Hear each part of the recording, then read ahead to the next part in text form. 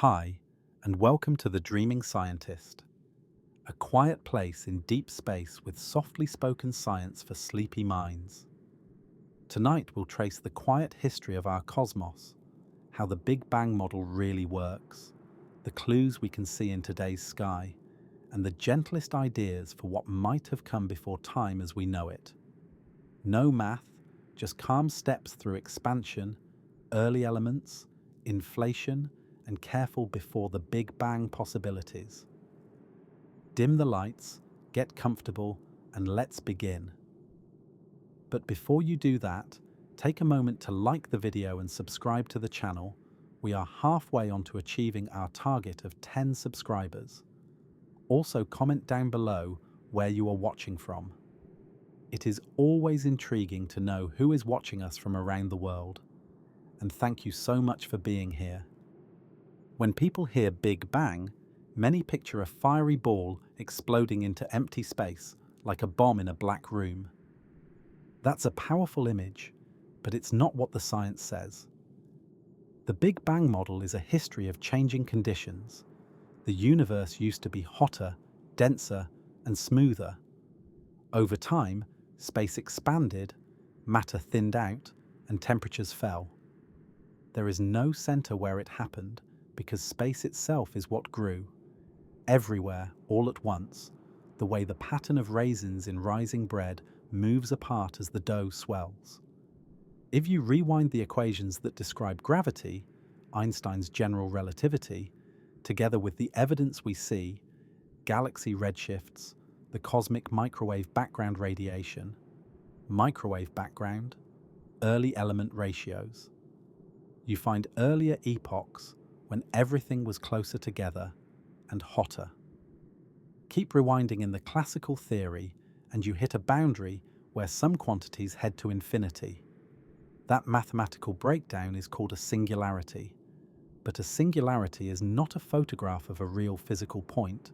It's a sign that our current equations have been pushed past their domain of reliability. It's like using smooth water equations to follow a river into a waterfall.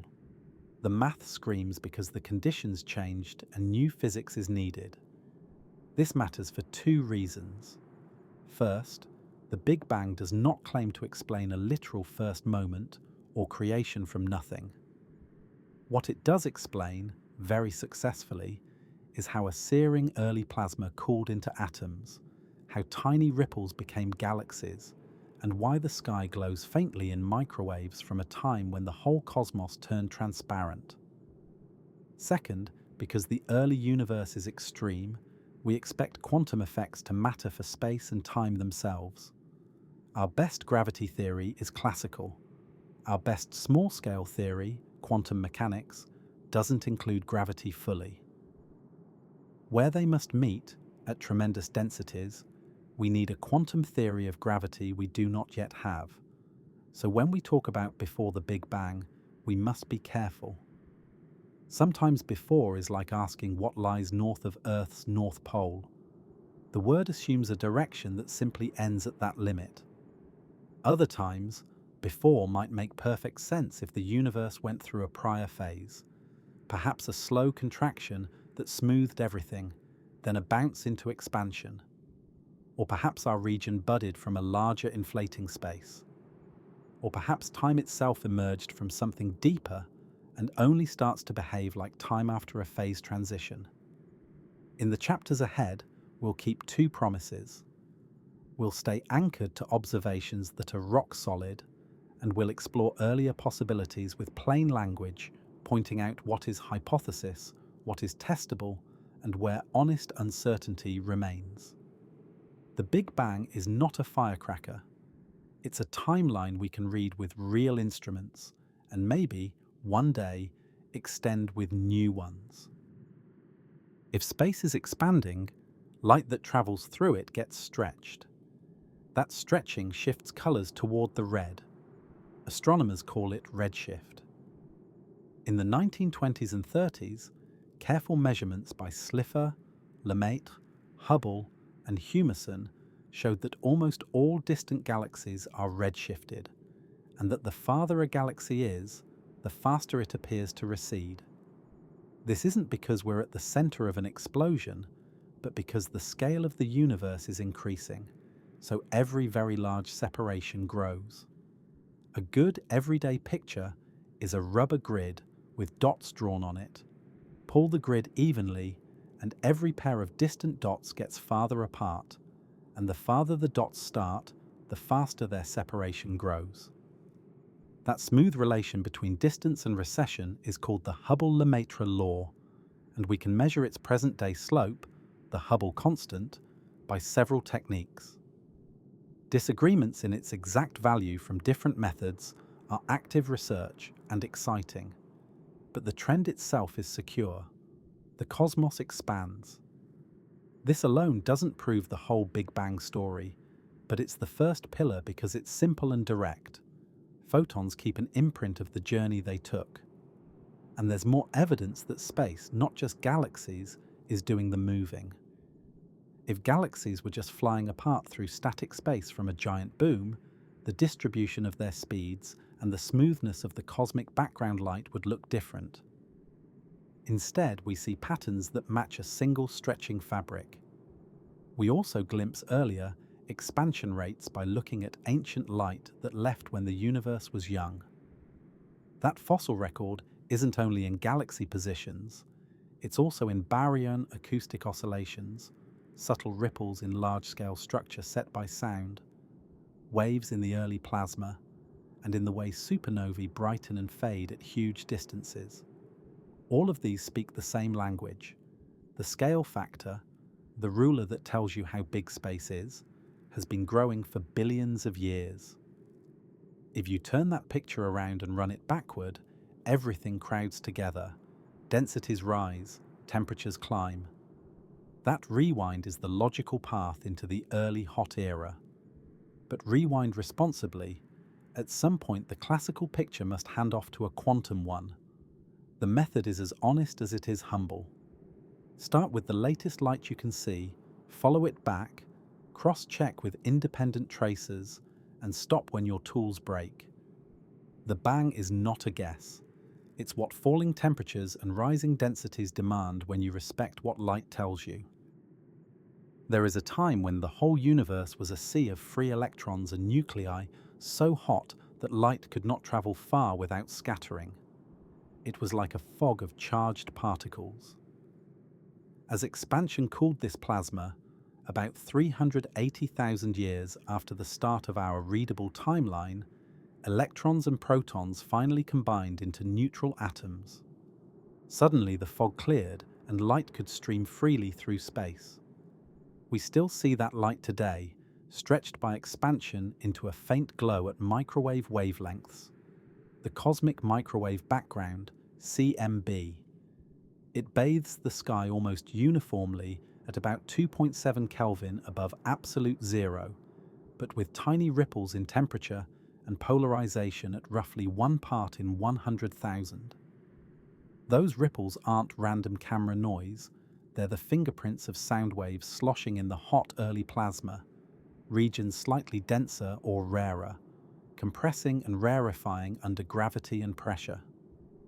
Satellites like COBE, WMAP, and Planck mapped these ripples with exquisite precision. The pattern matches a universe that was astonishingly smooth on large scales, yet seeded with tiny, nearly scale-invariant fluctuations. Exactly the kind of seeds that, under gravity, would later grow into galaxies and clusters. The CMB also tells us the universe is incredibly flat geometrically on large scales, no strong overall curvature, and that the matter-energy recipe at that time was dominated by radiation with a dash of ordinary matter and a silent background of something we call dark matter. The positions and heights of the acoustic peaks in the CMB power spectrum act like a barcode. Change the amount of normal matter and the odd and even peaks trade strength. Change the total density and the peak spacing shifts. Change the early expansion rate and the whole pattern slides.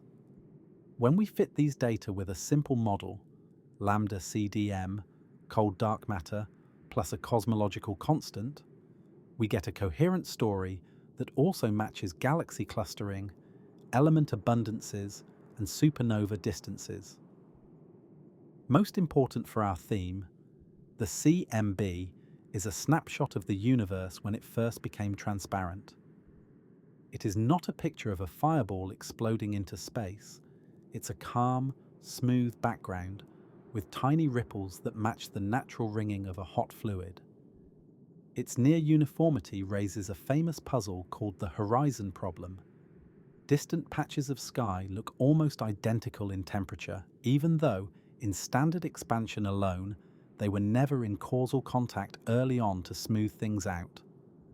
That puzzle is one of the reasons scientists proposed inflation, which we'll reach soon. For now, hold on to the idea that the CMB is a real image, an all-sky fossil light, and that its simplicity is what gives us confidence the hot Big Bang chapter is true. We are not guessing at early conditions. We see their afterglow everywhere you point a radio antenna. In the first minutes of the hot universe, between about 1 second and 3 minutes, temperatures and densities were high enough for light nuclei to fuse. Free neutrons and protons combined into deuterium, helium-3, helium-4, and a trace of lithium-7 in a dance called Big Bang nucleosynthesis, BBN. As the cosmos continued to expand and cool, these nuclear reactions shut down, freezing in characteristic abundances. Remarkably, if you feed the observed expansion rate and the measured density of ordinary matter into the well-understood nuclear physics, you predict that the early universe should end up roughly 75% hydrogen and 25% helium by mass, with tiny sprinkles of deuterium and lithium. When we look at pristine gas clouds lit by distant quasars, places largely untouched by star processing, we measure helium fractions and deuterium levels that match those predictions. This agreement is powerful because it uses different physics from the CMB and galaxy redshifts. It's like solving a puzzle 3 ways and getting the same picture. Deuterium is especially strict. Stars destroy it easily, so any deuterium we see today is a precious leftover from the first few minutes. Its measured abundance tells us how many baryons, ordinary protons and neutrons existed per photon in that era, and that number agrees with what the CMB infers independently. Lithium is fussier. Observations in ancient stars show a mild mismatch we still debate. But the overall success of BBN is one of cosmology's crown jewels.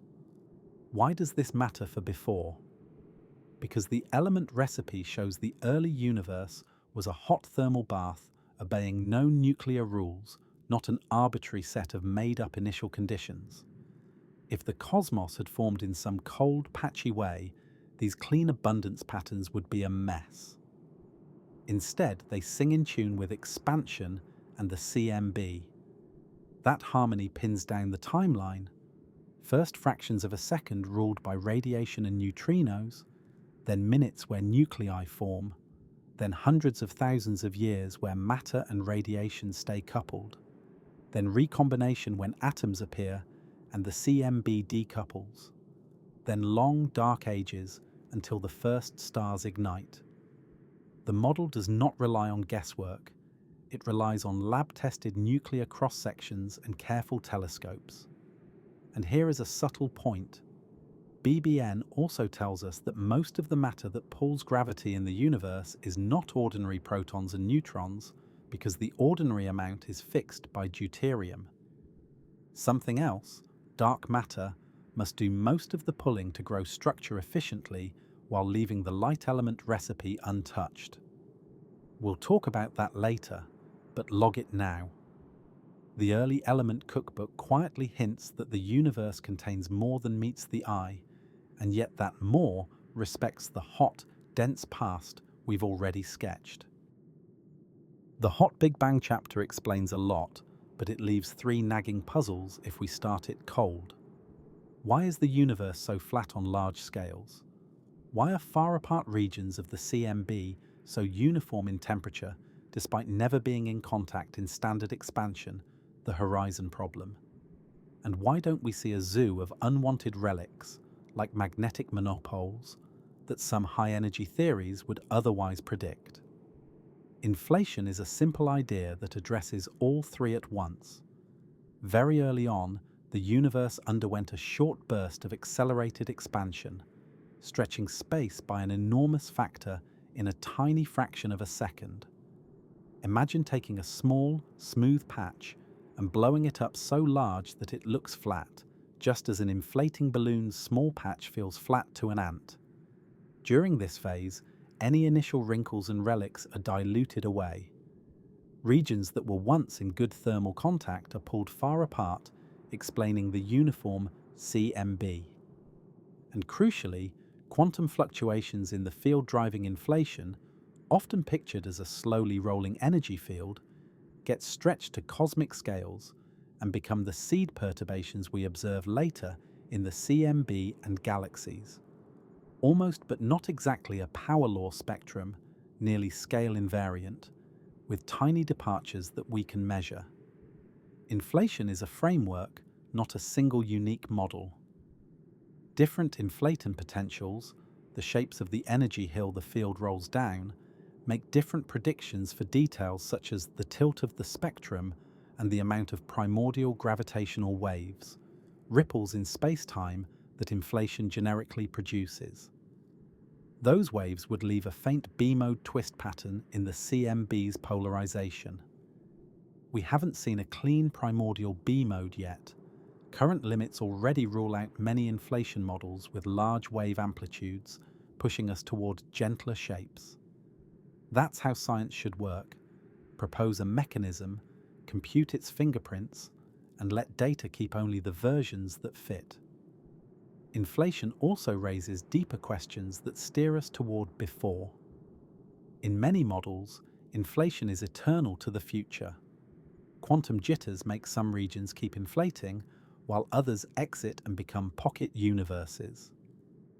Our visible cosmos would then be one pocket among many in a multiverse. That idea is controversial not because it's fantasy, but because testing it directly is hard. Another subtlety is past incompleteness. Even inflating spacetimes often cannot be extended infinitely backward. They still need a beginning or a new kind of physics at the start. So inflation is not the final word.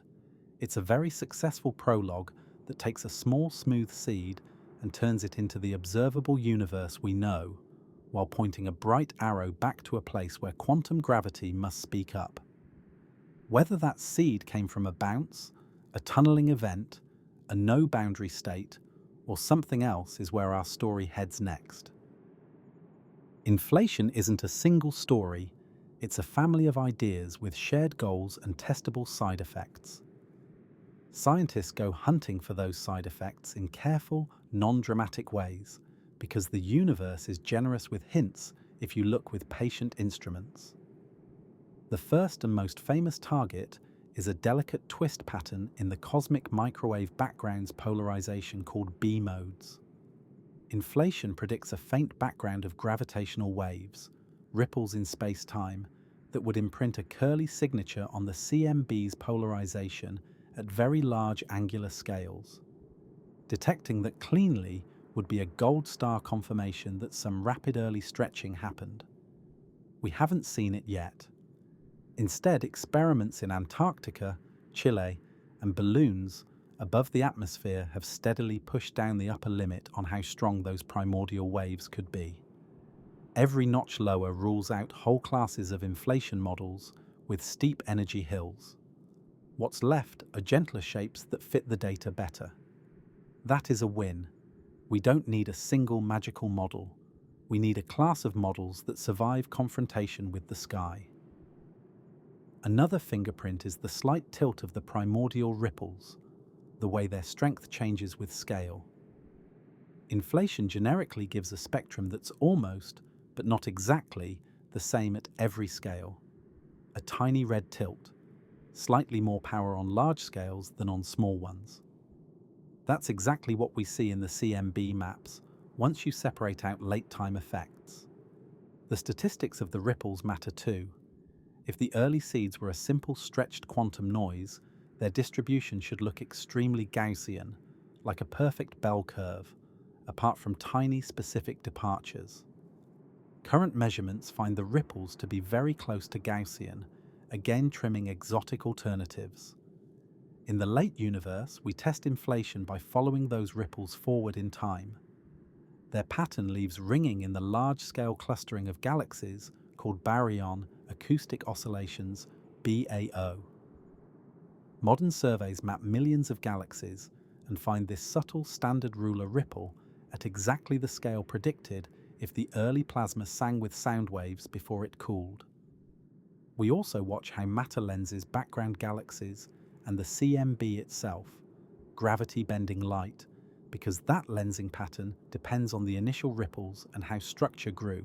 Each of these measurements, from polarization to BAO to lensing, is like a tuning fork that must vibrate at related notes if inflation or any competitor set the stage. Finally, we chase more speculative signatures. Cosmic strings, thin defects that some high-energy models predict, would leave line-like lensing and special patterns. Spectral distortions in the CMB would betray extra energy injections in the first million years. A stochastic gravitational wave background at higher frequencies might be reachable with future detectors. None of these are guaranteed, but each is a lottery ticket with honest odds and clear payoffs. The point is that inflation isn't accepted because it's elegant. It's accepted because it predicts a suite of gentle, specific patterns that we've actually found in part, tilt, near Gaussianity, BAO, and are still testing in others. B modes, defects, distortions, relic waves. If fresh data ever break that suite, the idea will bend or yield. That is not a weakness. It is what makes a cosmological story science rather than myth. It stakes claims that the sky can grade. Inflation isn't a single story, it's a family of ideas with shared goals and testable side effects. Scientists go hunting for those side effects in careful, non-dramatic ways, because the universe is generous with hints if you look with patient instruments.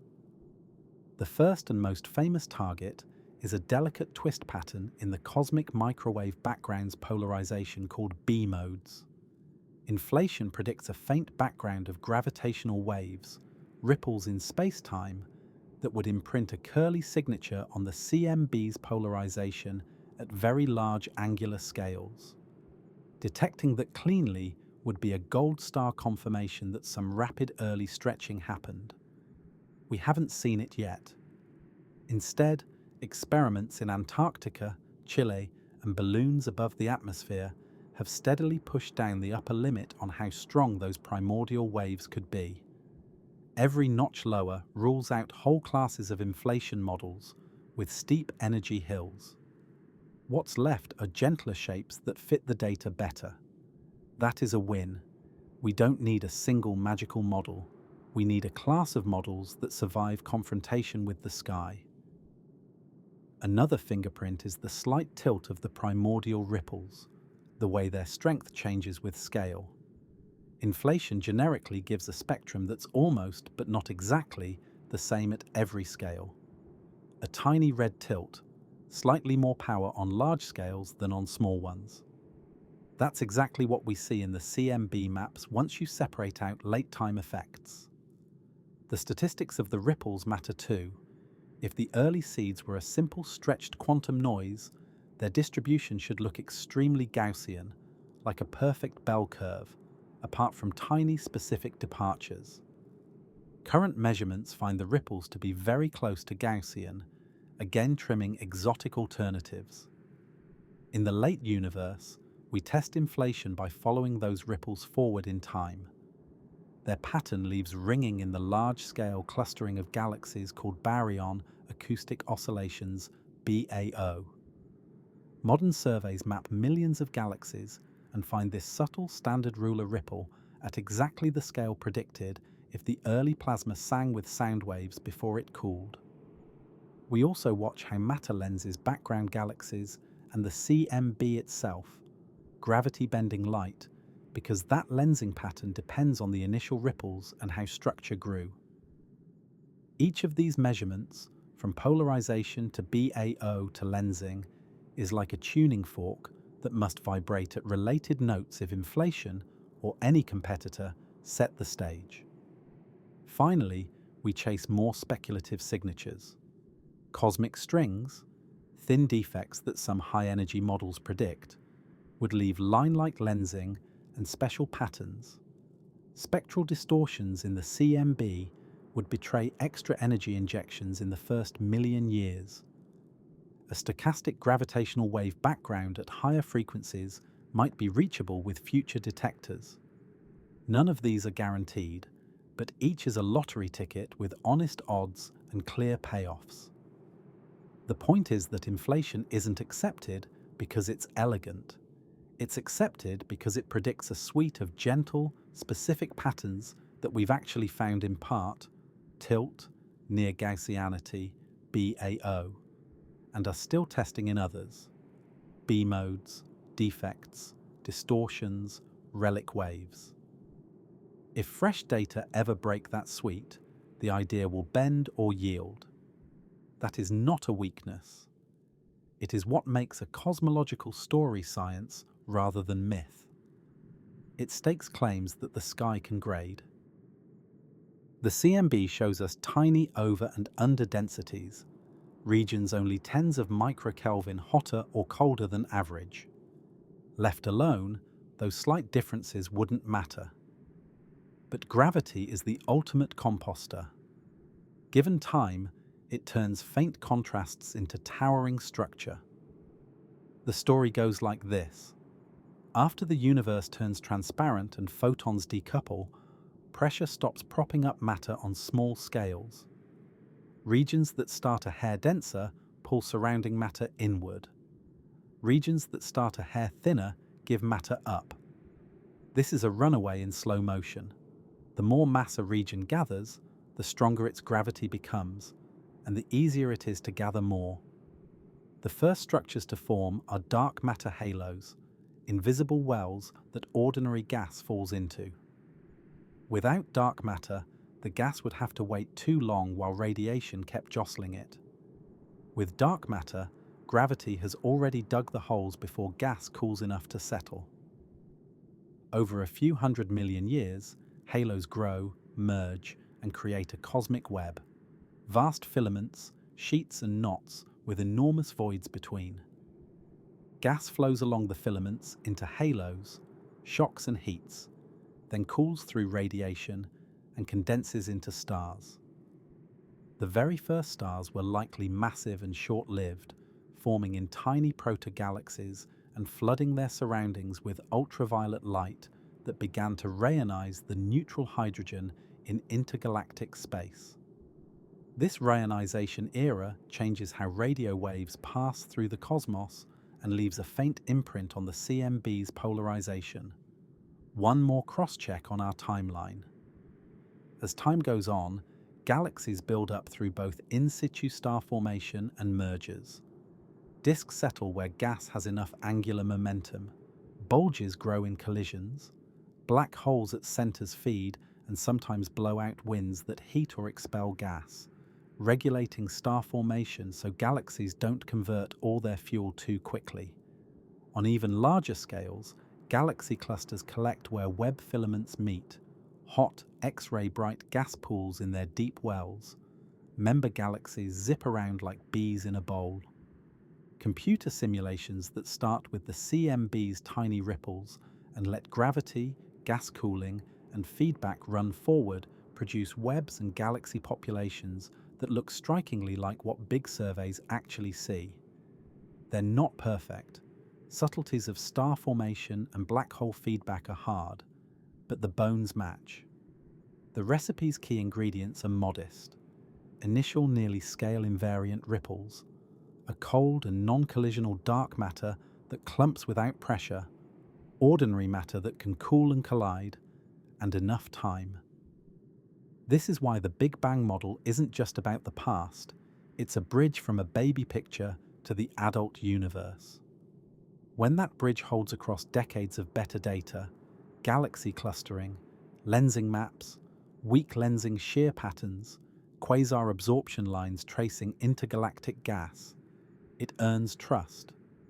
And the places where it creaks, for example, the detailed number of small satellite galaxies or central galaxy cores, spur work on messy baryonic physics rather than force a wholesale rewrite. The moral is patient. Galaxies are what gravity, gas, and time make when you hand them a simple, nearly featureless set of starting ripples. That simplicity is not an accident. It's the echo of whatever smoothed and seeded the early universe. Dark matter sounds mysterious, but the idea is humble. Most of the gravity shaping galaxies and clusters comes from something that doesn't shine. We infer it the same way you infer a hidden mass on a table by how a cloth drapes.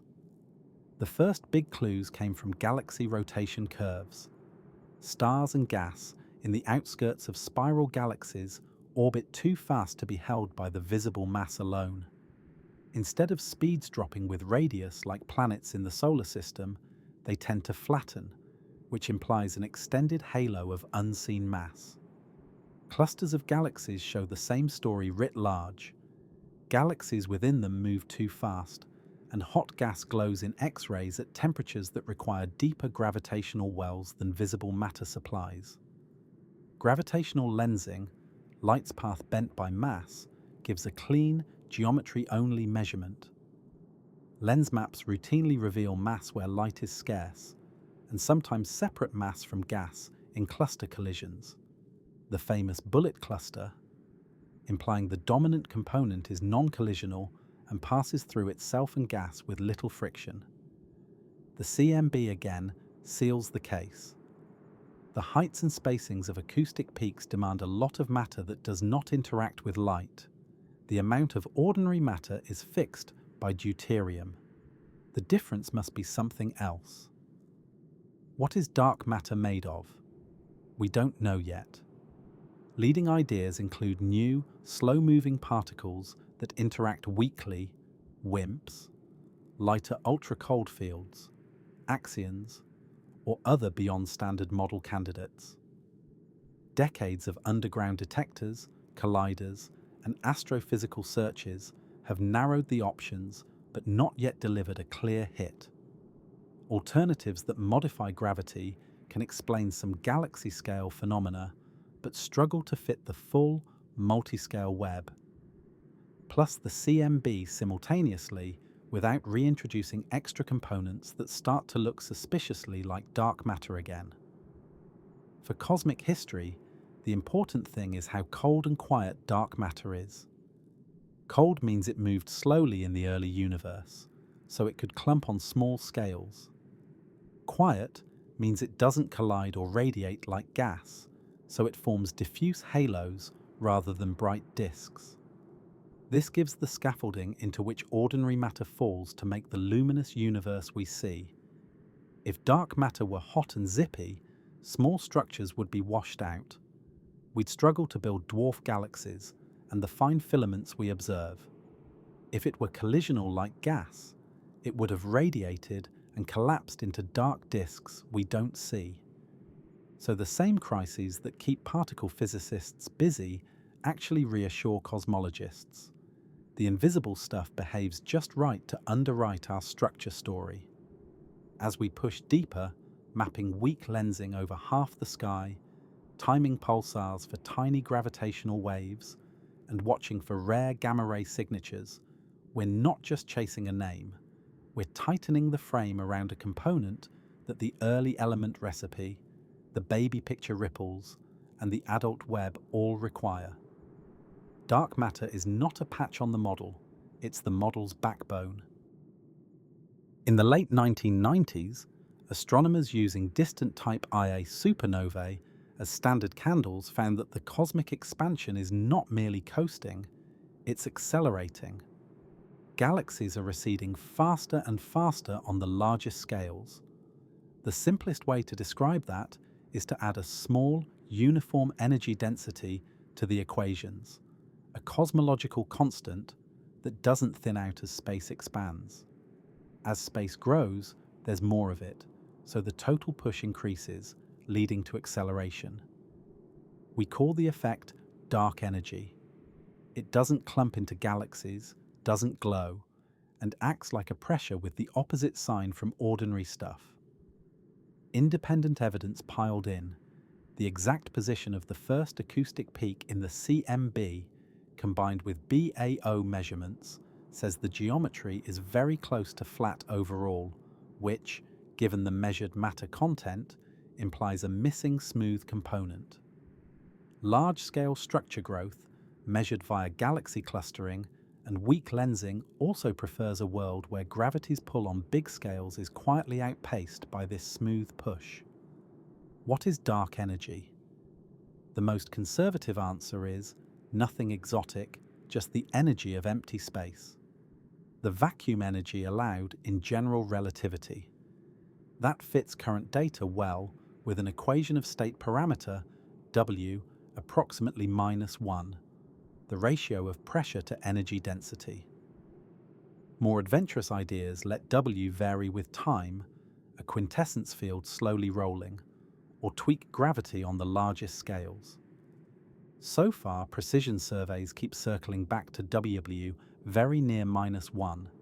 If that holds, the cosmological constant remains the cleanest description. Why should we care for early universe talk? Because dark energy sets the fate of expansion and shapes our reading of the past. If the vacuum energy is truly constant and dominates forever, the universe will experience a slow heat death, with structures bound by local gravity galaxies, clusters surviving while unbound regions race away and the sky grows empty. If instead dark energy changes sign or strength, future histories could differ. Slow down, crunch, big rip. But current evidence leans toward the quiet, everlasting push. Importantly, dark energy does not affect Big Bang nucleosynthesis or the CMB physics directly. Those eras were too dense for a tiny constant to matter. It does, however, color how we extrapolate to the far future and test gravity on the largest scales. It also reminds us that the vacuum is not boring, which feeds back into ideas for the very early universe where vacuum-like energy and inflaton drove inflation. When you hear accelerating expansion, don't picture a sudden shove. Picture a steady, gentle pressure that only becomes noticeable when space grows vast. For sleepy minds, it's a comfort. The cosmos is not racing to a cliff, it is unhurriedly leaning toward openness. The mystery is not a crisis, it is an invitation to look more carefully at how light, matter, and geometry talk to each other across the grandest distances we can measure. To understand why before the Big Bang is slippery, it helps to picture light cones, diagrams that show which events can influence which. Light sets the cosmic speed limit, nothing outruns it. Draw every event as a point, from each point a cone opens into the future, things that light from the event can reach, and a cone extends into the past, places from which light could have reached the event. In an expanding universe, these cones and the distances between them evolve. Two special horizons matter. The particle horizon marks the most distant region from which light has had time to reach us since the beginning of the readable timeline. That's why the CMB is a surface. It shows us the farthest back we can see in photons, because earlier photons were trapped by the hot plasma. The event horizon, if it exists, and with dark energy it likely does, separates events we can ever be influenced by from those forever out of reach, even given infinite future time. Now, why does this make before tricky? Because before is a relationship between events connected by clocks, and in the extreme early universe, the very rules that make clocks tick, quantum fields on a smooth space-time, may not apply. Rewind the expansion and the particle horizon shrinks. Regions that today look similar in the CMB were, in the plain non-inflationary picture, never in mutual contact to exchange heat or information. That's the horizon problem inflation solves by enlarging a once-connected patch into our entire observable region. But if inflation or some other smoothing process happened, our visible universe could be a tiny part of a vastly larger whole. In that case, asking what was happening elsewhere before our Big Bang may refer to a region causally disconnected from us in principle, not just in practice. The second subtlety is that near the putative beginning, our extrapolation of smooth spacetime likely fails. Quantum fluctuations of geometry smear the light cone picture. In some proposals, time behaves like a spatial direction at the origin. In others, there is a bounce where contraction turns to expansion. In still others, time emerges from entanglement in a more fundamental timeless state. In those cases, before is either undefined, like north of the North Pole, or defined in a different language than ordinary cosmic time. None of this is wordplay. It is the physics of causality and the humility of our tools. We can map horizons with exquisite care, follow the growth of the visible universe, and mark which questions are in bounds for measurement. We can also write down consistent early universe mechanisms that make our patch smooth and nearly flat, and then ask which leftovers, faint gravitational waves, tiny statistical quirks, subtle spectral distortions, those mechanisms must leave for us to find. Before is not unaskable. It comes with an asterisk. Define your clock and mind your horizon. General relativity is an elegant storyteller, but it admits when its story ends. The singularity theorems show that under very general conditions, like positive energy density and gravity that doesn't act repulsively, the paths objects can take through space-time can't be extended arbitrarily into the past in an expanding universe. That geodesic incompleteness is formal language for the smooth description hits a boundary. Couple that with the expectation that quantum effects get wild at extreme densities, and the conclusion is strong. We need a quantum theory of gravity to describe the earliest chapter. Several candidates offer sketches. Loop quantum cosmology replaces the Big Bang with a big bounce.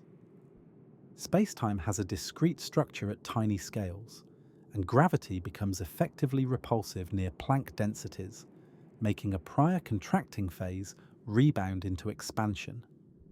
Ekpyrotic models, from a Greek word for conflagration, use a slow, smoothing contraction driven by a stiff field to iron out wrinkles before a bounce, avoiding some inflationary issues and predicting different fine-grained statistics. String-inspired pictures include pre-Big Bang branches related by dualities, as well as brain scenarios where our universe is a 3D membrane that occasionally collides with a parallel one, each collision sparking a hot, Big Bang-like start while the larger setup cycles. Asymptotic safety hopes that gravity's strength runs to a manageable fixed value at high energies, taming the singularity with new ultraviolet behavior without discretizing space-time. No boundary and tunneling proposals use quantum cosmology to replace the initial singular point with a rounded beginning in which time changes character or the universe nucleates from a minimal quantum state. Each approach addresses the same confession. Einstein's smooth manifold can't be the whole story at unlimited density. The right response is not to declare victory, but to ask what new predictions appear away from the unreachable origin. Does a bounce leave a telltale suppression of power on the very largest scales? Do cyclic models predict small, specific departures from Gaussianity? Do stringy relics, like cosmic strings, survive inflation or bounces and lace the sky with lensing lines? Can a no-boundary state favor certain inflation potentials, sharpening B-mode targets? By shifting the burden from metaphysical claims to observable leftovers, these ideas step into physics. They also force honesty about fine-tuning. Inflation can start easily in some models but not others. Bounces avoid a singularity but must control anisotropies that grow in contraction. Cyclic ideas must reset entropy without smuggling problems under the rug. This is exactly where cosmology belongs, in the workshop, not the pulpit, comparing incomplete but improving tools against a stubborn sky. A bounce is the simplest image of before. The universe, once contracted, reached a minimum size without hitting infinite density, and then expanded into what we see. The trick is to make the contracting phase smooth rather than chaotic, because ordinary matter and radiation amplify anisotropies when squeezed, like shaking a box of marbles until they rattle. Two strategies help. One is to invoke new physics at high density that turns gravity effectively repulsive near the would-be singularity, as in loop quantum cosmology. The other is to make contraction ekpyrotic, driven by a field with very high pressure, a stiff equation of state so that inhomogeneities shrink in relative importance as space contracts. In an ekpyrotic phase, the universe can become flatter and more uniform even before the bounce, handing expansion a calm starting point without inflation. After the bounce, those smoothed initial conditions then grow structure in familiar ways. How do ripples arise in this picture? In inflation, ripples are stretched quantum fluctuations of a slowly rolling field. In ekpyrotic or cyclic models, ripples can be generated during contraction, or across the bounce through matching conditions that translate small quantum jitters into classical perturbations. The statistics can differ subtly. Slightly different tilts, specific non-Gaussian patterns, possible iso-curvature modes, where different components fluctuate out of sync. That's good. It gives observers concrete handles to look for. In fully cyclic versions, the universe repeats grand phases. Slow contraction smooths, a bounce reheats, expansion cools and builds structure. Then dark energies push slowly thins everything. Eventually, conditions set the stage for another ekpyrotic smoothing and bounce. Entropy, disorder, seems like a spoiler, but clever versions argue that expanding space and dilution can hide old messes beyond each new observer's horizon, while smoothing and contraction resists clutter. These are not proven frameworks. They're working blueprints that show how you might trade cosmic inflating for cosmic ironing. They bring their own challenges, keeping the bounce under control without exotic instabilities, matching perturbations cleanly through the bounce, and living within the tight constraints CMB maps already impose. But they are valuable because they remind us that a smooth, flat, nearly scale-invariant universe is not synonymous with inflation. It is a target that more than one physical road might reach. The way to choose between roads is not by taste but by data. If a future survey finds a clean primordial B mode at a level incompatible with ekpyrotic predictions, bounces lose ground. If we keep failing to see B modes and discover subtle non-Gaussian shapes that ekpyrotic models favor, inflation will feel the pressure. Either way, the cosmos keeps the referee's whistle. The rest of our acts will tour other prequel ideas, cyclic pictures in a different key, quantum no-boundary beginnings, and possibilities where time itself is not fundamental, and then return to what telescopes can still do for sleepy truth-seekers like us. Inflation is often drawn as a brief, early burst that ends everywhere at once, handing the universe a smooth starting line. But many simple inflation models don't end everywhere at once. Quantum jitters make the inflating field fluctuate differently in different places. In some patches, it rolls down the hill and inflation ends. In others, the field fluctuates back up the hill and inflation continues. The result is eternal inflation to the future, an ever-growing inflating background in which bubble or pocket regions peel off and stop inflating, each reheating and evolving like a hot Big Bang patch. Our observable universe would be one such patch among many. This picture is called a multiverse, not as a mystical claim that anything goes, but as a technical consequence of certain inflaton potentials and quantum fluctuations.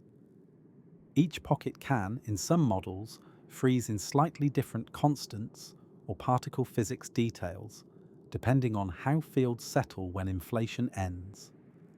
That sounds untestable, but the idea carries potential signatures. If another bubble once collided with our patch early on, the collision could leave faint circular imprints or asymmetries in the cosmic microwave background. Searches for such patterns have been performed. So far none is compelling, but the analyses sharpen our tools. Eternal inflation also raises the measure problem: how to define probabilities in an infinite, ever-growing ensemble. Different cutoffs can give different answers, which is awkward for prediction. This is a genuine conceptual challenge, not a media flourish. Still, eternal inflation's local predictions can remain crisp. Inside any pocket like ours, the statistics of primordial ripples, tilt, near Gaussianity, and potential gravitational waves follow from the inflaton potential, and those are what we check against Planck maps and polarization experiments.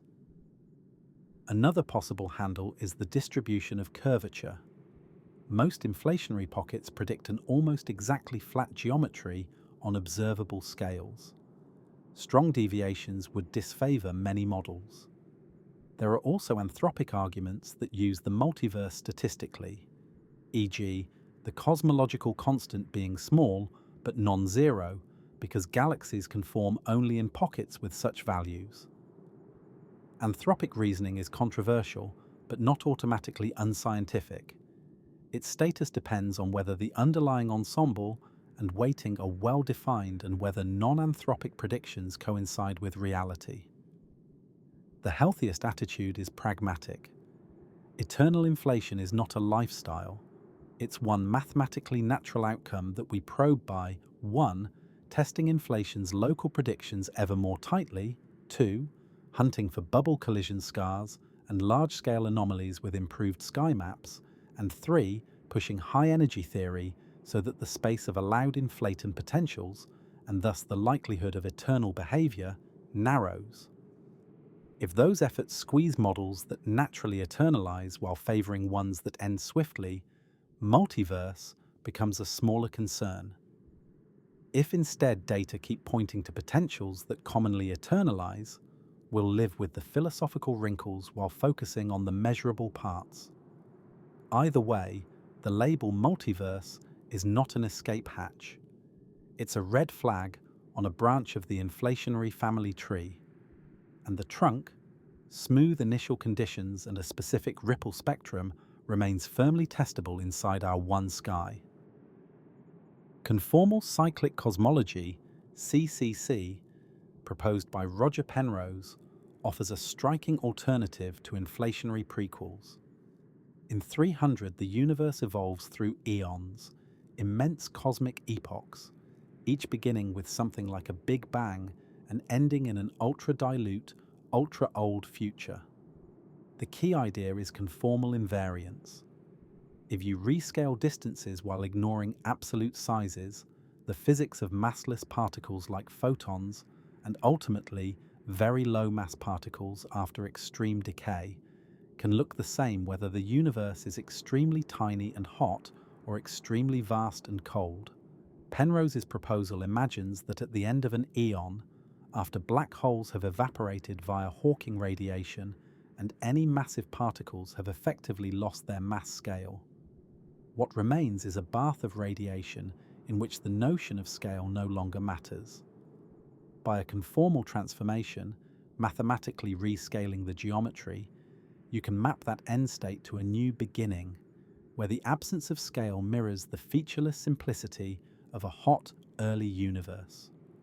In this way, the future infinity of one eon becomes the Big Bang of the next without invoking a singularity. That's a bold unification of two extremes. CCC makes concrete observational claims. Penrose and collaborators have argued that certain low-variance circular features, concentric rings of unusually uniform temperature, in the CMB could be the imprints of supermassive black hole collisions from the previous eon transmitted across the conformal bridge. Several groups have searched for such rings. Results are debated, with mainstream analyses generally finding that any such features are consistent with random fluctuations in lambda CDM. That scientific back and forth is the correct process.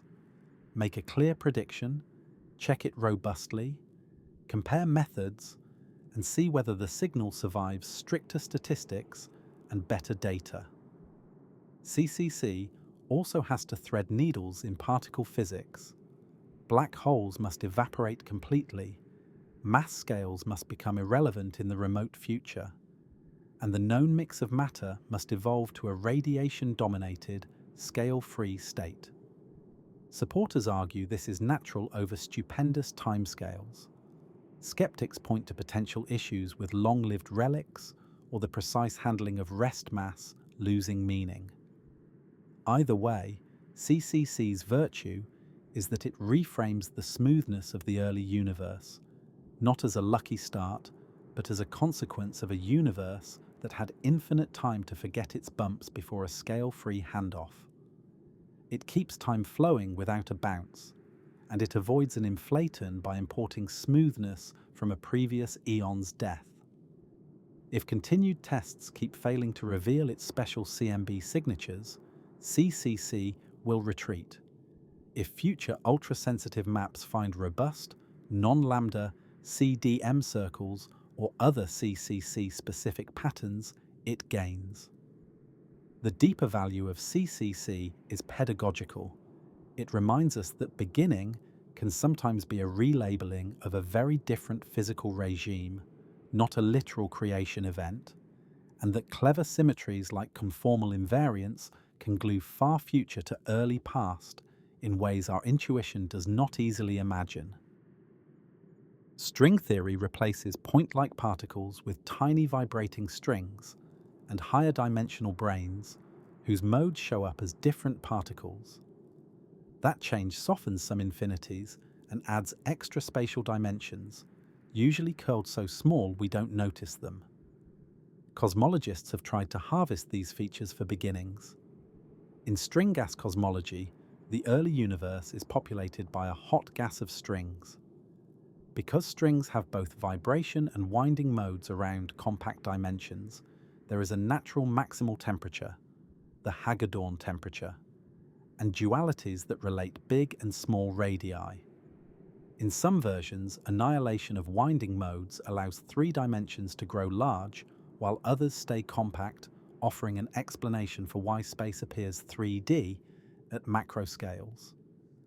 The mechanism can also generate nearly scale-invariant perturbations without standard inflation via thermal fluctuations of the string gas. Those perturbations have slightly different statistical fingerprints that observations can, in principle, test.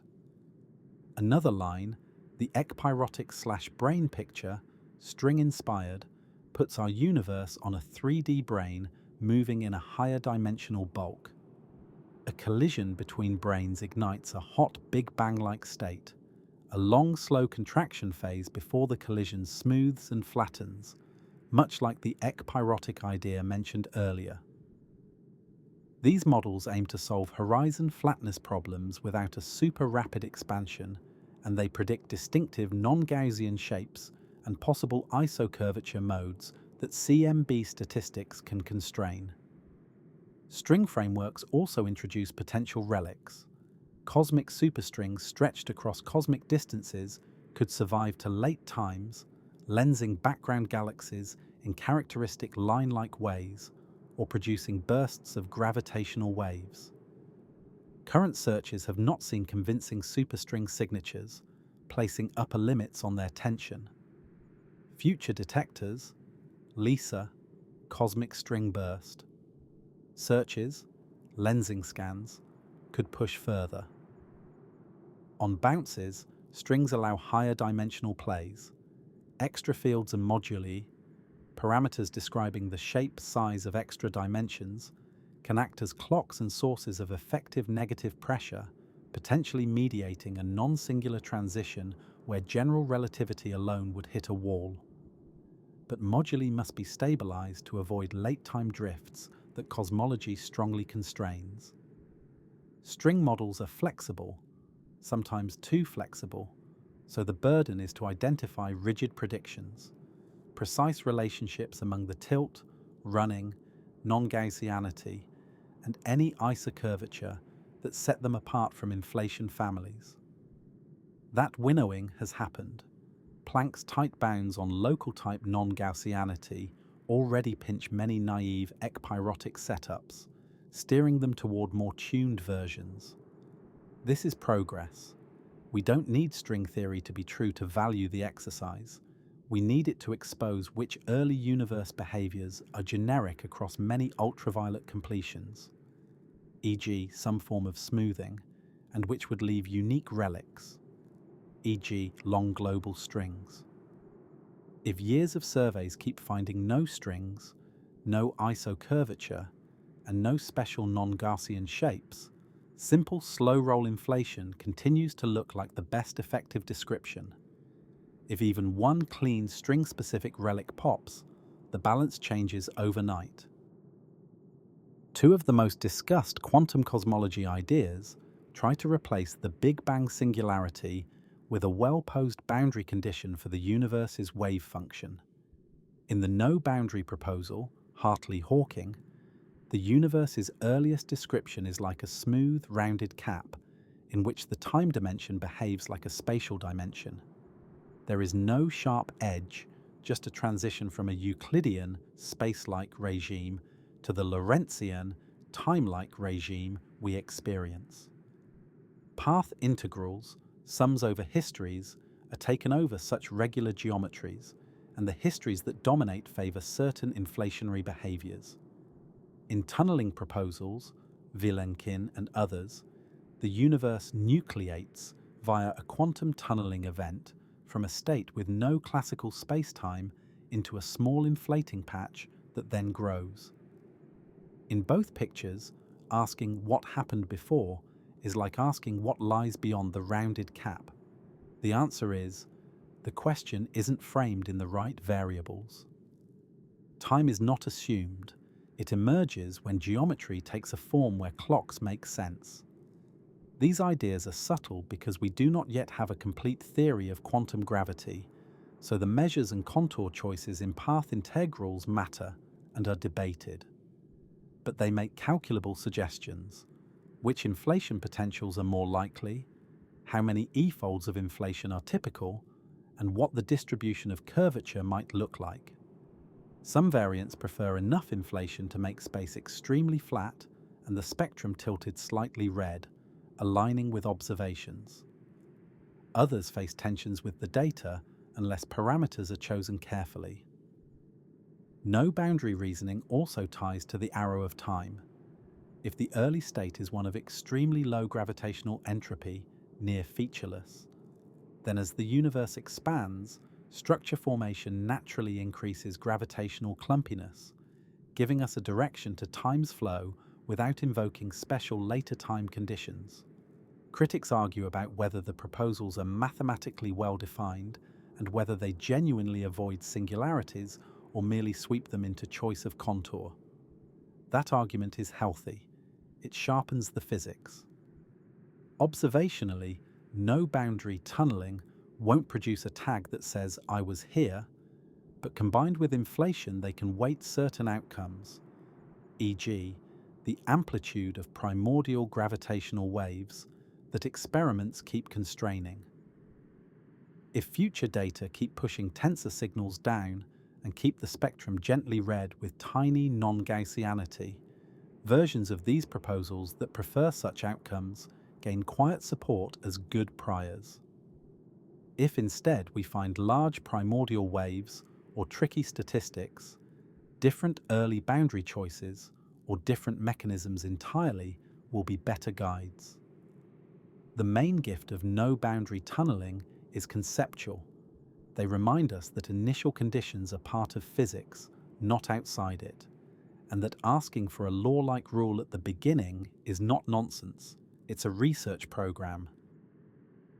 What if time is not fundamental? In some approaches, especially those inspired by quantum information, the geometry of space, and even the flow of time, emerges from more primitive ingredients like entanglement, the invisible correlations between parts of a quantum system. Hints of this come from several directions. In quantum gravity attempts like the Wheeler-DeWitt equation, the wave function of the universe appears timeless. Only relationships between degrees of freedom matter. One way to recover dynamics is the Page-Wouters mechanism. Pick a subsystem to serve as a clock and describe how the rest of the universe changes relative to that clock. In holographic dualities like ADS/CFT, a lower dimensional quantum theory without gravity on a boundary encodes a higher dimensional spacetime with gravity in the bulk. In toy models, tensor networks, the pattern of entanglement literally draws a discrete geometry from which a smooth space can emerge. In these views, what we call time may be the bookkeeping of changing correlations, not a universal backdrop. How does this touch before the Big Bang? If space-time and time themselves turn on as emergent, then the Big Bang could be a phase transition in an underlying system, from a regime where talking about distances and durations is meaningless to one where a smooth space-time and ordinary clocks are good approximations. The early universe's low gravitational entropy could reflect a simple entanglement structure at the start of emergent time. The arrow of time, past to future, could align with the growth of complexity or entanglement. This sounds airy, but there are practical consequences. Entanglement gravity links suggest that quantum error-correcting structures stabilize space-time regions. They tie geometric quantities, areas, curvatures, to entanglement measures, and they motivate searches for consistency between black hole information recovery and cosmology. Laboratory analogues, condensed matter systems where collective excitations behave like fields in curved spacetimes, show how geometry can arise from microphysics. They cannot create universes, but they train intuition. A fully emergent time cosmology is young and does not yet output crisp CMB-era predictions, but it raises the bar for explanations. Don't just assume a smooth manifold. Derive it from information-theoretic principles, then ask how small imperfections would leak into early universe statistics. If one day we can write the primordial power spectrum or the level of non-Gaussianity as functions of simple entanglement parameters in a pre-geometric phase, we'll have turned philosophy into physics. Until then, emergent time ideas sit as a North Star, reminding us that before may be the wrong noun, and that asking how clocks arose is at least as urgent as asking what they once read. Even without a time machine, the sky gives us forward-looking experiments. Top of the list remains primordial B-mode polarization in the CMB. A clean detection would be near smoking gun evidence for an early phase that stretched quantum gravitational waves to cosmic size. Next-generation ground arrays and balloons are chasing sensitivities an order of magnitude beyond current limits, with painstaking control of foregrounds, galactic dust and synchrotron emission, and instrument systematics. Whether they find a signal or push the tensor-to-scalar ratio down, each outcome carves model space. Close behind are spectral distortions of the CMB, tiny departures from a perfect blackbody, labeled MU and Y distortions, caused by energy release in the first million-ish years from processes like silk damping of small-scale ripples or decaying particles. A dedicated space mission could measure distortions and reveal the amount of small-scale primordial power that ordinary temperature maps can't see, distinguishing inflation shapes from alternatives that predict excess or suppressed small-scale wiggles. Then there's the 21-centimeter line of neutral hydrogen. Long before the first galaxies lit the sky, intergalactic hydrogen's spin-flip transition absorbed or emitted microwave background photons depending on its temperature and coupling to the gas. Mapping this line across redshift lets us tomograph the dark ages and cosmic dawn, directly probing the matter power spectrum at scales and epochs otherwise hidden. Early global 21-centimeter experiments have teased surprising hints. Large interferometers, HERA, SKA, aim to turn hints into maps. If we see a small-scale power spectrum that deviates from the inflationary extrapolation or exotic heating patterns, pre-Big Bang models could be cornered. Gravitational waves offer another channel beyond the CMB. Space-based interferometers like LISA will tune to millihertz, sensitive to cosmic strings, if they exist, and to certain early universe phase transitions. Pulsar timing arrays already report a nanohertz background consistent with supermassive black hole binaries, but also sensitive to some inflationary relics. Terrestrial detectors probe kilohertz, where cosmological backgrounds are harder but not impossible. A detection of a stochastic background with a non-astrophysical spectral shape would be revolutionary. On the particle side, better limits on isocurvature modes, components fluctuating out of step with the main density field, tighter non-Gaussianity templates, and improved maps of weak lensing all hem in early mechanisms. Searches for cosmic strings via line-like lensing, bursts, or a background continue to sharpen.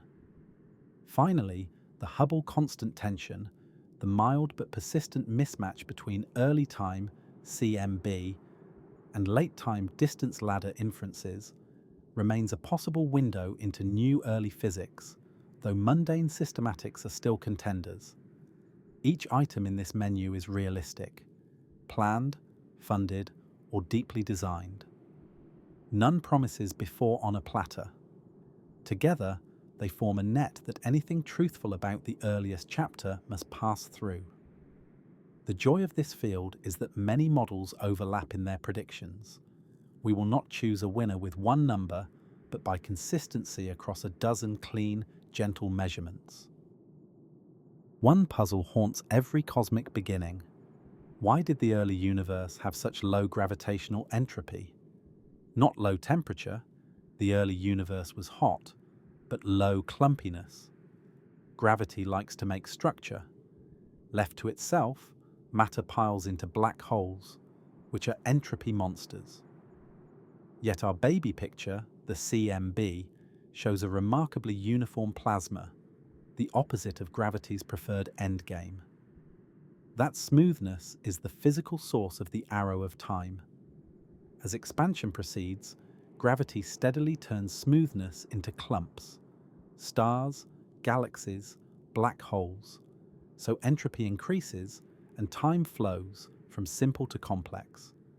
Any viable beginning, bounce, no boundary, inflation seeded by something, CCC, must explain or justify this low entropy start without just declaring it by fiat. Inflation addresses it by taking a small, smooth patch and blowing it up. Critics ask why that patch was smooth enough to begin with. Bounces aim to create smoothness during a prior contraction, ekpyrotic ironing, so the low entropy condition is produced, not assumed. Critics ask whether anisotropies and chaos can truly be tamed. No boundary makes smoothness a property of the allowed initial histories. Critics debate whether the path integral genuinely prefers such states. Emergent time ideas suggest that a simple entanglement pattern at the birth of spacetime can be the low entropy condition from which complexity grows. None of these stories is complete. All are active research. Just as important is to clarify language.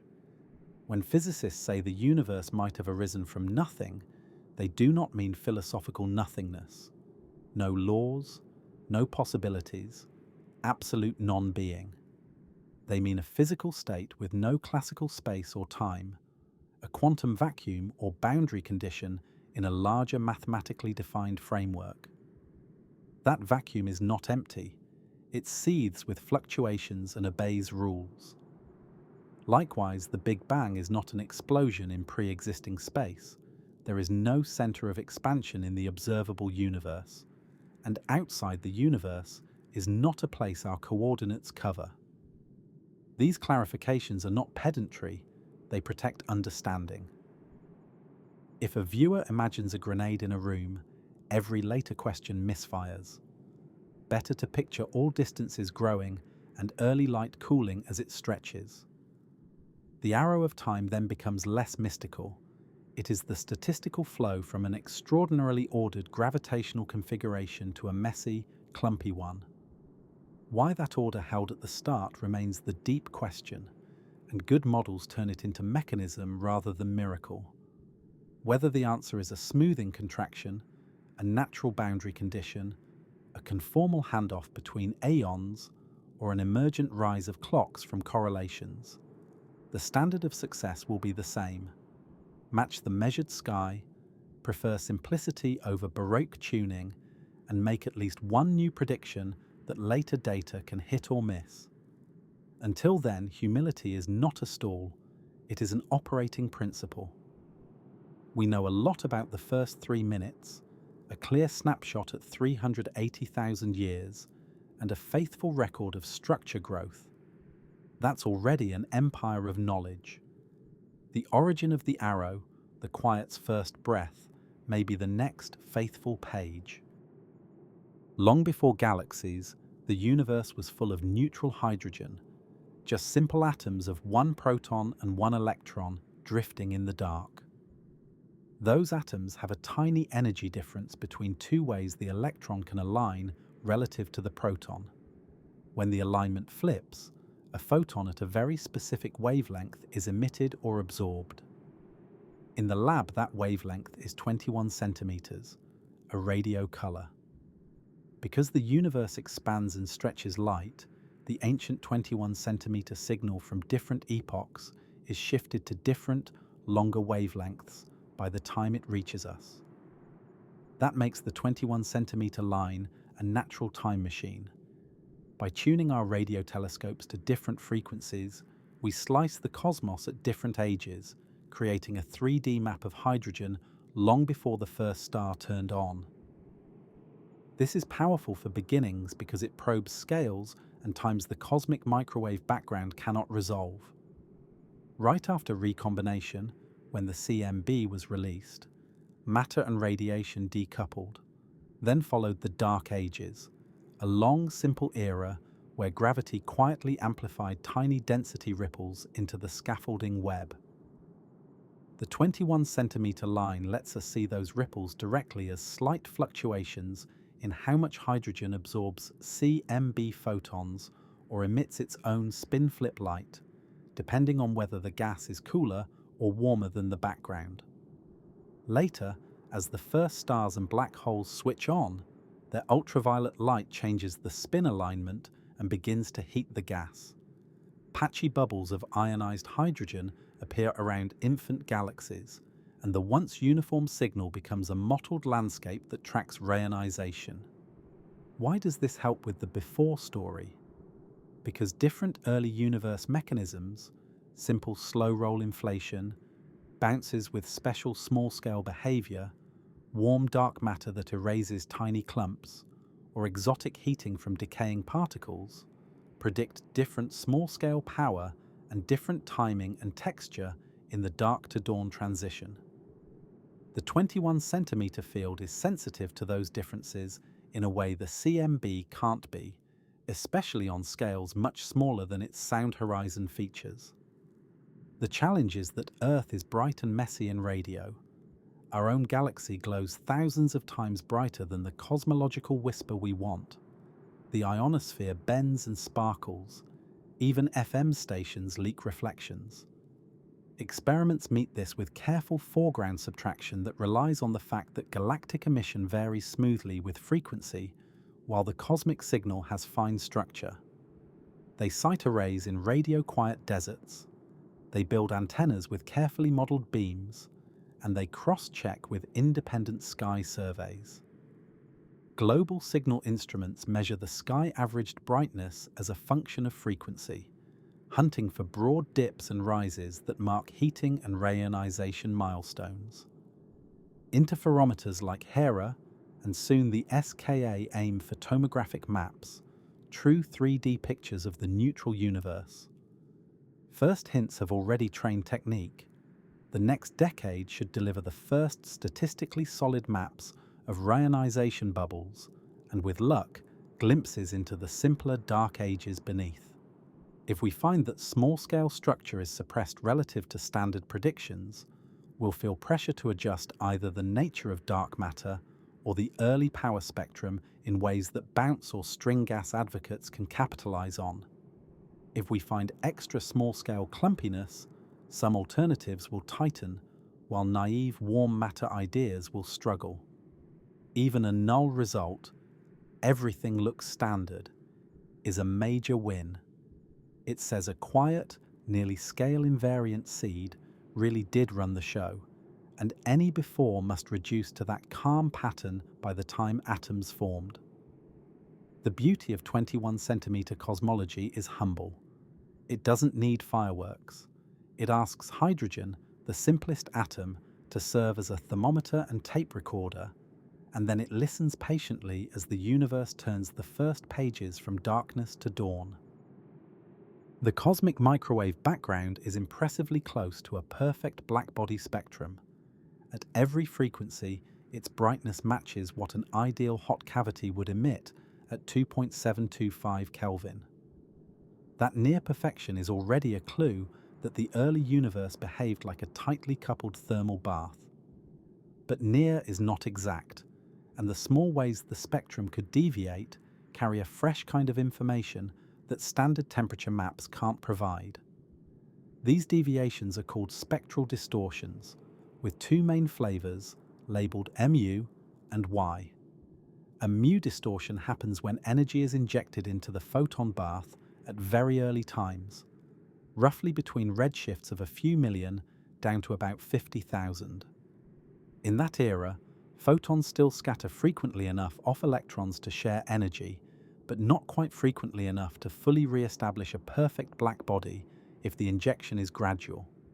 The result is a spectrum that is almost but not quite thermal, with a characteristic curvature quantified by mu. A Y distortion arises later, when hot electrons upscatter some CMB photons to higher energies.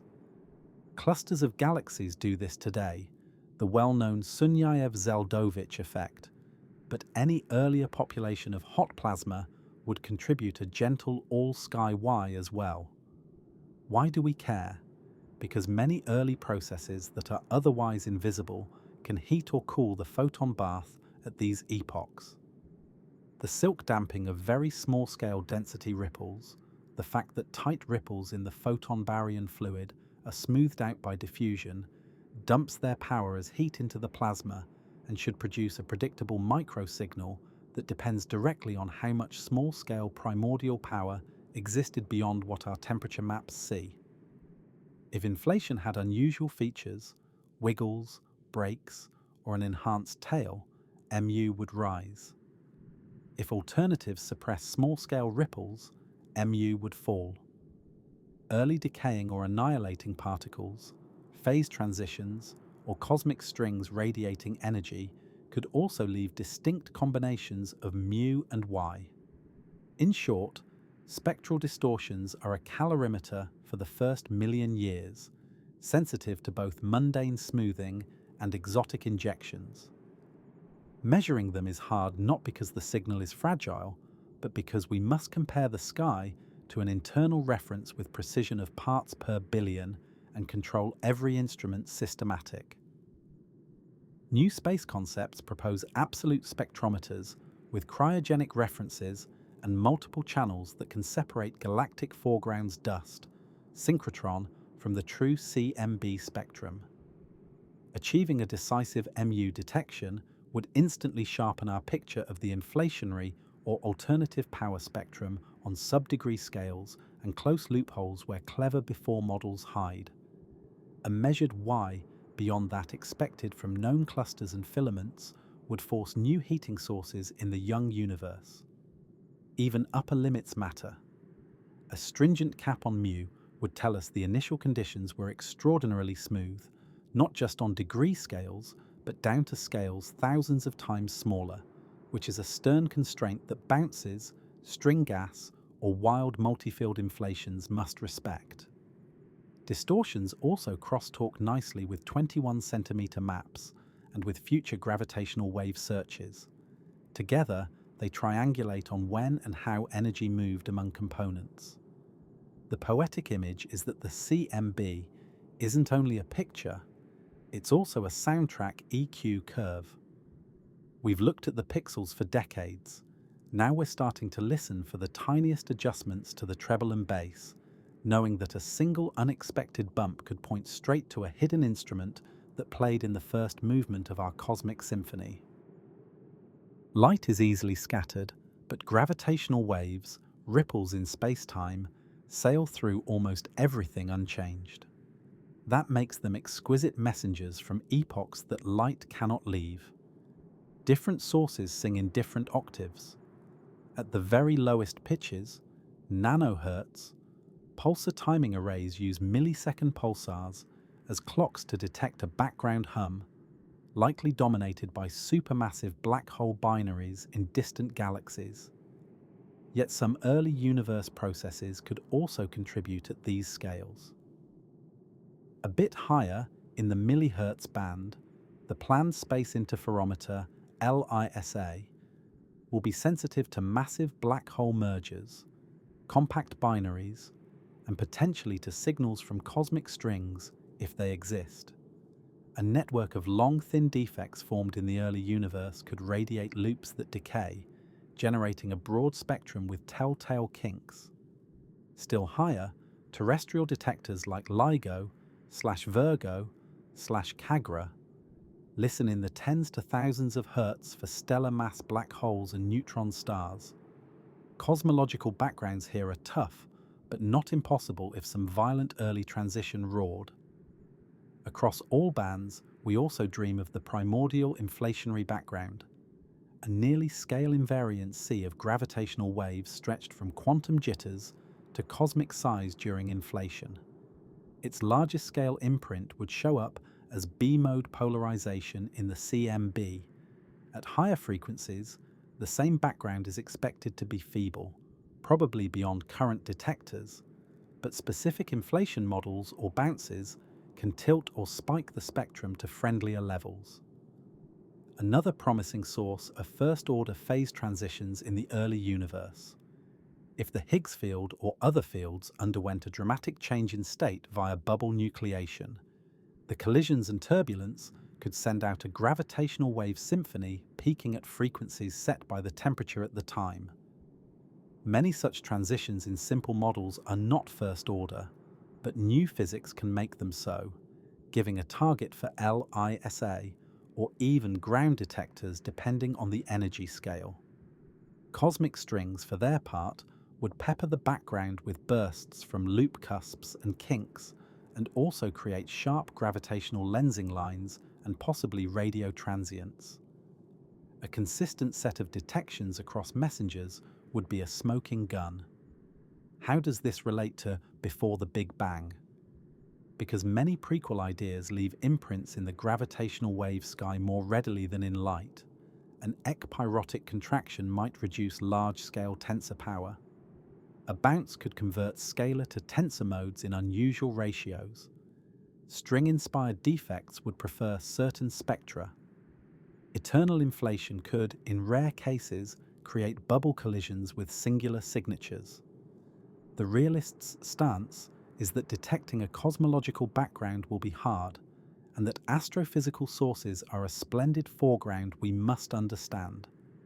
But each technological step, longer baselines in space, quieter test masses, More pulsars in timing arrays, improved calibration, tightens the net. Even non-detections are data, ruling out strong phase transitions at certain energy scales or strings above a given tension prunes theory space. The dream, of course, is a multiband story, a small but definite CMB mode, a LISA-era background that matches a predicted peak from a high-energy transition, and a PTA spectrum with a shape that cannot be fully explained by black hole binaries. That would turn gravitational waves into a fossil record of epochs far earlier than atoms, and would let us weigh proposals for the universe's first few notes with a new, more faithful instrument. Because the words are dramatic, Big Bang, before time, it's easy for good faith curiosity to get tangled in pictures that mislead. The first and most stubborn pitfall is the explosion myth. Imagining the Big Bang as a bomb in pre-existing space with debris flying outward from a central point. The fix is simple but profound. There is no center in the observable universe and no edge where the fireball thins out into a pre-cosmic vacuum. Space itself expands, distances between distant points increase, local bound systems resist. A second pitfall is the edge myth, asking where the universe ends so you can ask what's beyond. In standard models, the cosmos may be spatially infinite or very large and finite with no edge, like the surface of a sphere has no boundary even though its finite area. Our observable universe is finite because light has had finite time to reach us. That sphere is not a wall in space, just a limit of contact. The third is the nothing myth, hearing that the universe might arise from nothing and taking that to mean philosophical nothingness. No laws, no possibilities, absolute non-being. Physics uses nothing as shorthand for a physical state with no classical space or time, often a vacuum or boundary condition in a defined framework. It is not a denial of existence. It is a claim that the right math can assign probabilities to smooth beginnings in the same spirit that it assigns tunneling probabilities to electrons in atoms. The fourth is the multiverse mirage, thinking that if eternal inflation is possible, then anything happens somewhere, so prediction dies. Careful versions of eternal inflation still make sharp local predictions inside any pocket like ours. Tilts, near Gaussianity, almost flat geometry, and those are tested and largely verified. The messy part is the measure problem, where defining probabilities across an infinite ensemble is hard. Researchers work on cutoffs and observables that avoid paradoxes. You don't need to love anthropic arguments to see that multiverse talk doesn't erase science. It relocates the action to the measurable trunk of the idea. A fifth pitfall is the Big Bang equals creation moment shortcut. The hot Big Bang is a phase whose early pages we understand very well. Whether it had a prequel, bounce, no boundary, emergent time, is an open research question. Equating the model with a metaphysical claim both overreaches and invites unnecessary conflict. The honest posture is, this is what the sky compels. The rest is under construction. There's the defeatist myth. We don't really know anything. Cosmologists change their minds every decade. In fact, many cores have been stable for half a century. Expansion, early hot plasma, light element abundances, the microwave's blackbody glow, gravity turning ripples into structure. What evolves are the edges and the precision. That is a feature, not a bug. Correcting these pitfalls is not pedantry. If your mental picture starts with a bomb, an edge, and philosophical nothing, every later question skews.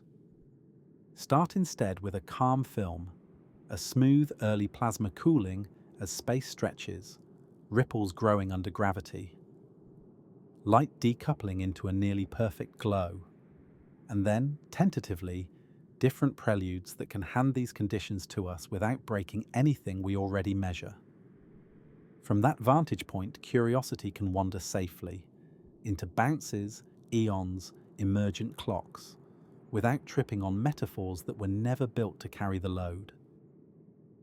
If you're listening for sleep, it's nice to know the story doesn't end with "we'll never know."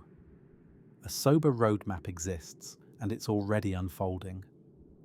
On the CMB front, new polarization arrays in the Atacama and Antarctica are refining B-mode limits and mapping lensing with high fidelity.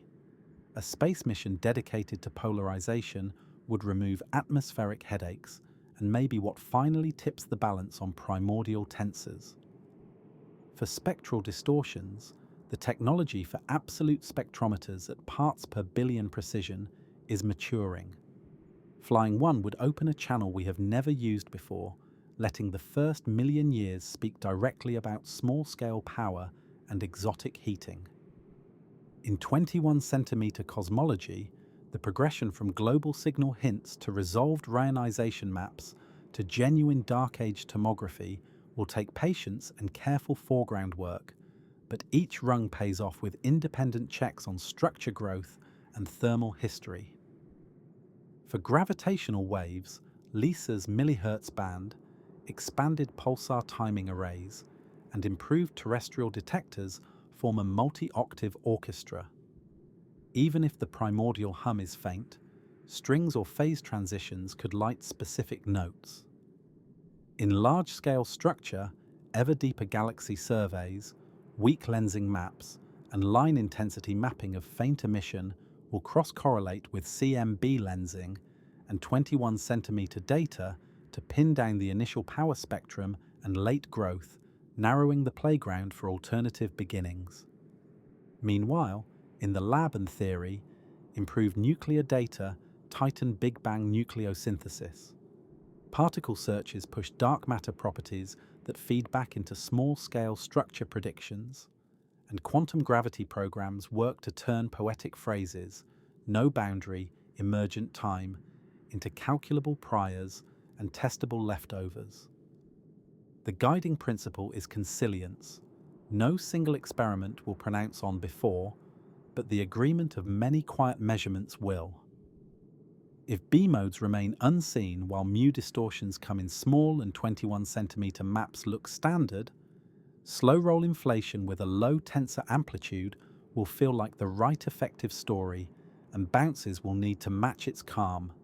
If instead we find odd non-Gaussian shapes, suppressed small-scale power, or a gravitational wave background with a peaked spectrum, ekpyrotic or stringy tails gain ground.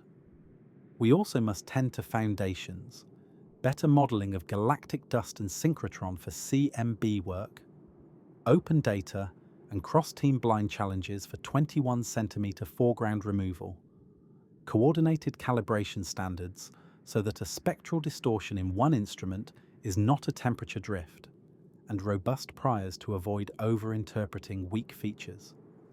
Communication matters too. For the public, and for a sleep-friendly channel, we can frame uncertainty as craftsmanship. Here is the part we know from 3 independent clues. Here is the new instrument that will test the next layer. Here is what each outcome would mean. That tone keeps wonder intact without trading in hype. And if you're making videos, visual pacing can mirror the science. Slow pans across starfields for established chapters, gentle highlights for active frontiers, and honest, warm language when we say we don't know yet.